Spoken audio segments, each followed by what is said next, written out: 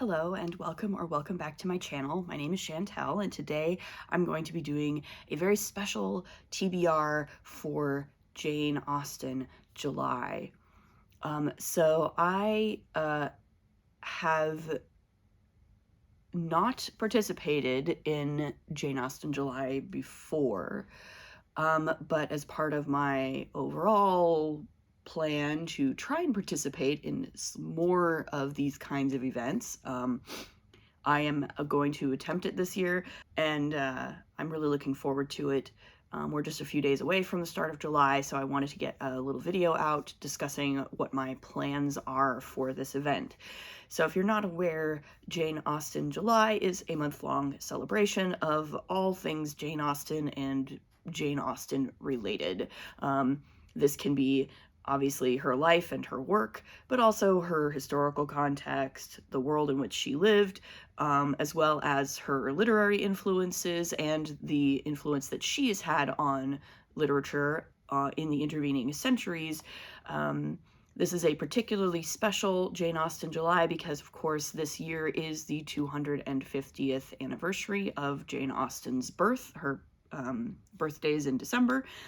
So yeah, this is very exciting. There's a lot of really great stuff being released and planned for this particular milestone year. And so Jane Austen July is going to be particularly special, I feel like. So yeah, this event has three hosts: Marissa at Blatantly Bookish, Claudia at Spinster's Library, and Katie at Katie J. Lumsden, I believe, are the three co-hosts. I will link their video announcement videos or whatever in the description below. But yeah, I want to get into the meat of what I'm planning to read for Jane Austen July. Some of these prompts I'm absolutely going to 100% do. Some of them I'm a little bit iffier on. It'll be more like if I have the time and the wherewithal to do them, I will do them. But I am going to be doing as much reading as much Jane Austen related reading as I can possibly manage in the month of July. So of course the first prompt for this event, and really the only one that you need to do in order to participate in Jane Austen July, is to read one of Jane Austen's 6 primary novels. This year, the Jane Austen July folks are doing a group read, and I will be participating in that group read, and we're going to be reading Emma. I have it in this very old bind-up from the 90s, and I'm really looking forward to rereading this novel. I would say my favorite Jane Austen novel can vary depending on where I'm at in my life, as well as what my mood is from day to day. But I will say that Emma is definitely, like, it's pretty easy for me to say that Emma is my favorite Jane Austen novel, at least right now, at this point in my life. Emma is a wonderful puzzle box of a novel. It has been described as a forebear of the mystery novel, actually, because of the way that the plot unfolds itself for the reader, the way that you get information in drips and drabs through the course of the novel, and then in the sort of the climactic scene, we get the full information and we understand the whole story of what's actually been going on. Despite the fact that we've sort of seen everything through Emma's perspective, or because of the fact that we've seen everything through sort of Emma's perspective, it, you know, it can mean that you have it can take a while for the full picture to unfold for you, but it's very cleverly structured. I really enjoy the prose, and Emma's, the comedy in Emma is just so good. Emma is just such a funny book.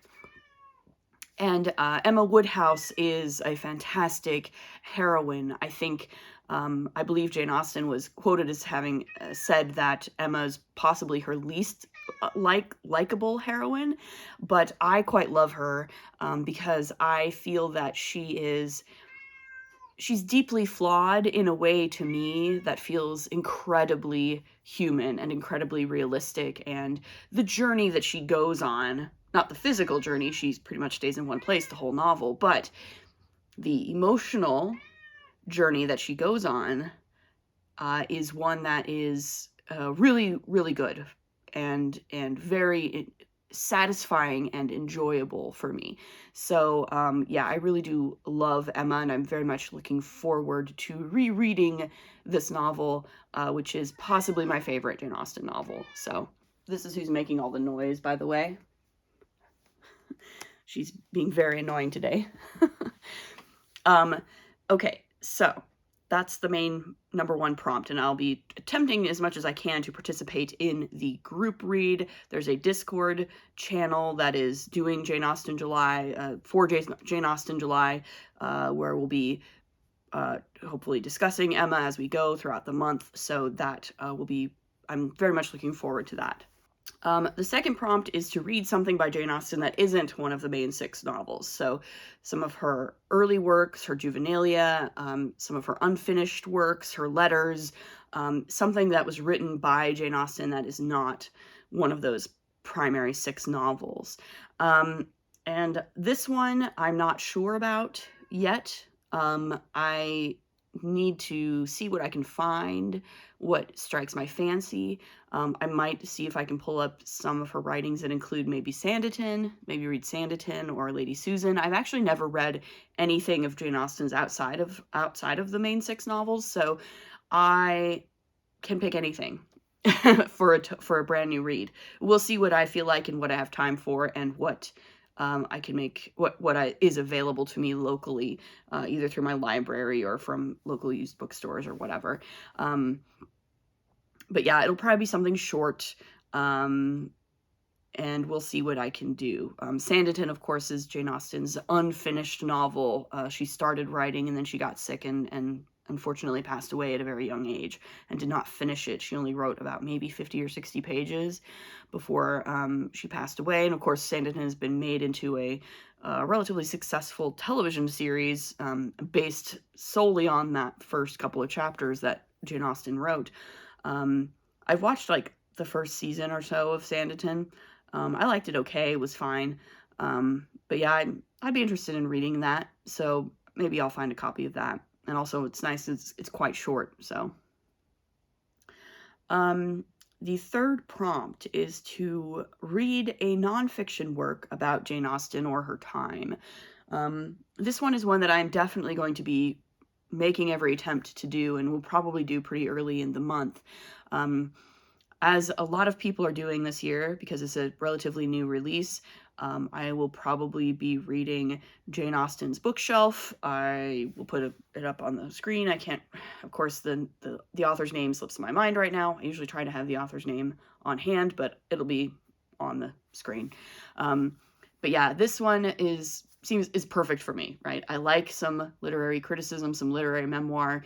I like learning about Jane Austen's life and times. I like learning about other authors that were writing at the time, and this will help me determine possibly what to read for another one of the prompts. So this seems like a perfect book to read. And also, I did confirm that my library has this book, so I can pick it up from my library, which is great. If I really enjoy this book, and I suspect that I will, I can purchase it for myself at a later time, and then I'll have it as a handy resource for delving into other authors that were writing around Jane Austen's lifetime that Jane Austen may have read and enjoyed. So that'll be super fun read, I think. Prompt number 4 is to read a retelling of a Jane Austen book.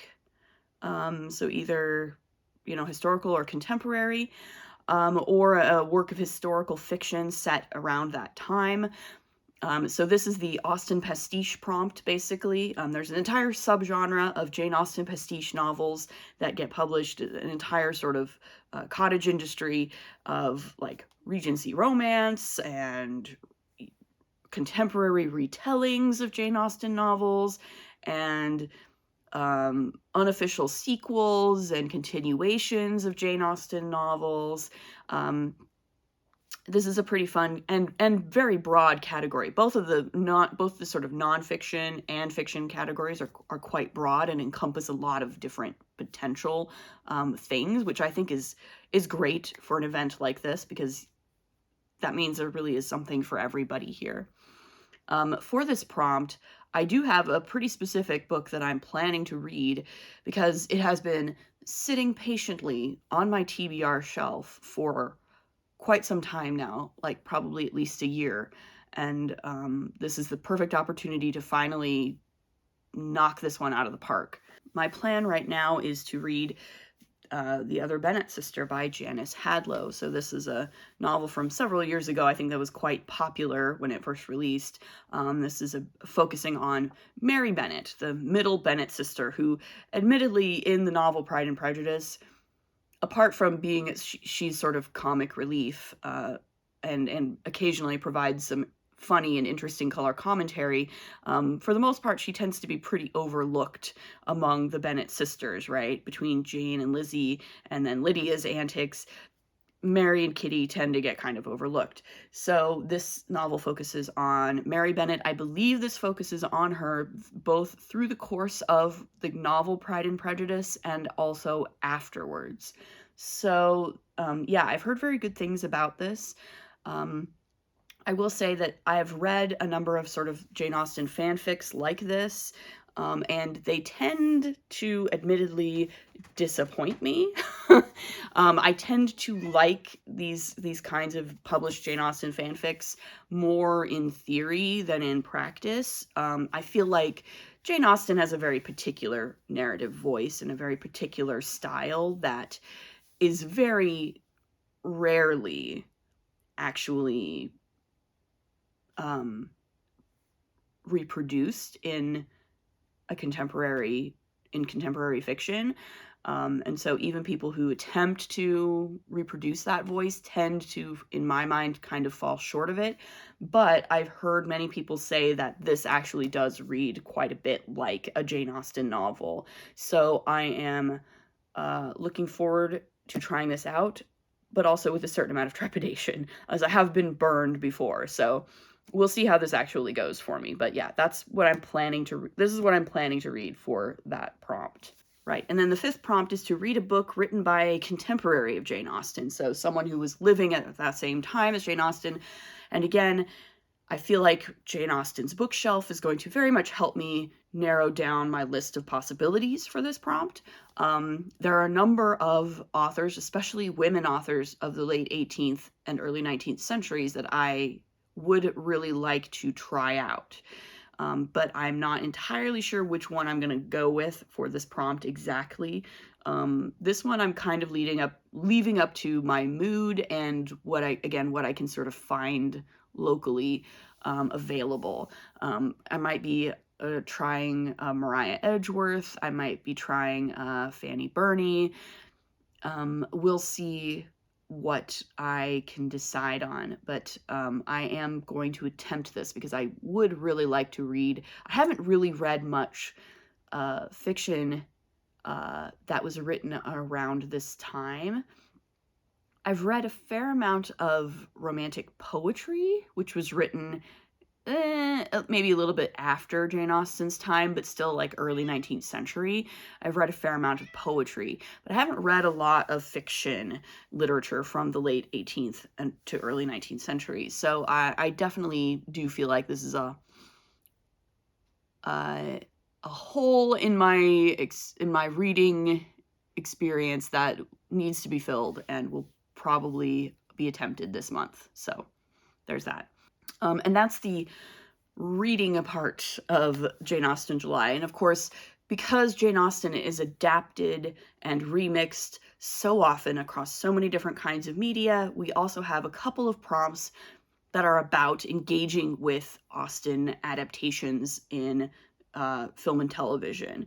So we are going to be doing a group watch of sorts because we are doing a group read of Emma. We're going to also be doing a group watch of the 2020 Emma adaptation directed by Austen July.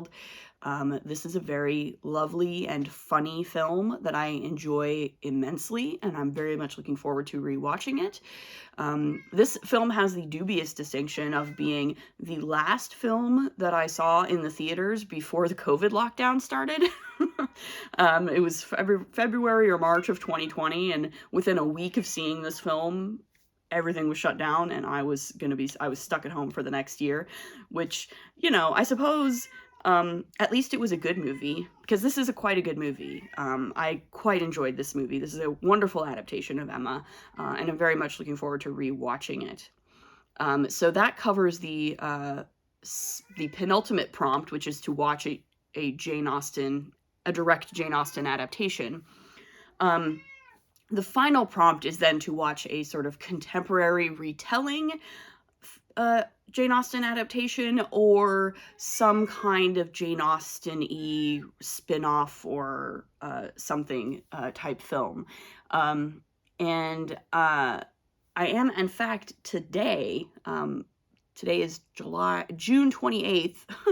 Today is June 28th, and I am, within a matter of hours, I'm going down to my local movie theater to watch Jane Austen Wrecked My Life, which is a French rom-com that is currently playing in my local movie theater, directed by Laura Piani, written and directed. So this is a French rom-com about, I believe, an aspiring writer who attends a Jane Austen themed writer's retreat, and it's a rom-com, so there's undoubtedly some romantic shenanigans. I believe there's maybe some kind of a love triangle going on here. We'll see how I like it. Rom-coms can be kind of hit or miss for me. Again, in theory, I really like a rom-com, but contemporary rom-coms often leave me feeling kind of cold. So we'll see how I feel about this. I'm going to be seeing it today. I'll probably talk about it in a week when I do my bi-weekly wrap-up video. I will discuss it in further detail, and whether I liked it or not. But yeah, that will cover the final prompt, though it's a few days early, and so most likely I will also probably rewatch Clueless, the 1995 film, which of course was directed by Amy Heckerling. And Clueless is, in my opinion, one of the best Jane Austen adaptations ever committed to film. If you're unaware, Clueless is a contemporary 90s retelling of Emma, which is set in the Los Angeles area, and the main character is a wealthy Los Angeles.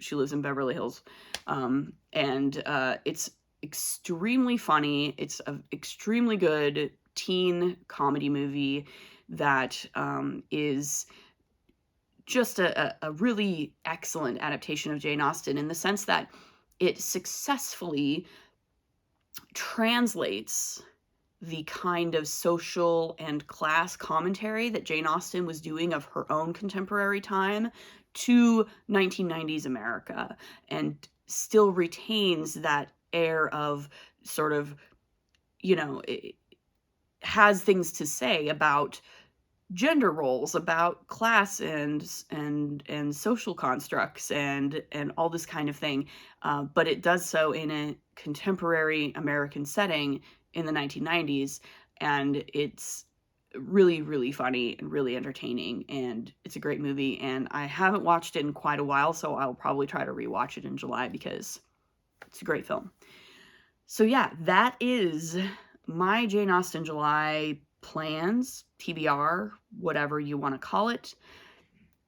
I'm very much looking forward to it. I am a big Jane Austen fan, and again, the 250th anniversary of Jane Austen's birth is quite a big milestone, and I'm very much looking forward to discussing all things Jane Austen with other people who really love Jane Austen and the way that she wrote and the way that she thought about the world. We need more writers like Jane Austen, in my opinion. So yeah, that's Jane Austen July. Let me know if you're planning to do Jane Austen July. Let me know if what your favorite Jane Austen novel is, or what your favorite Jane Austen adaptation is. There's a lot of really good ones out there. I've seen many of them because I really like watching them. Let's talk about it. And yeah, that's all I've got for today. So leave a like, subscribe if you want, comment down below, and we'll see you in the next one. Bye.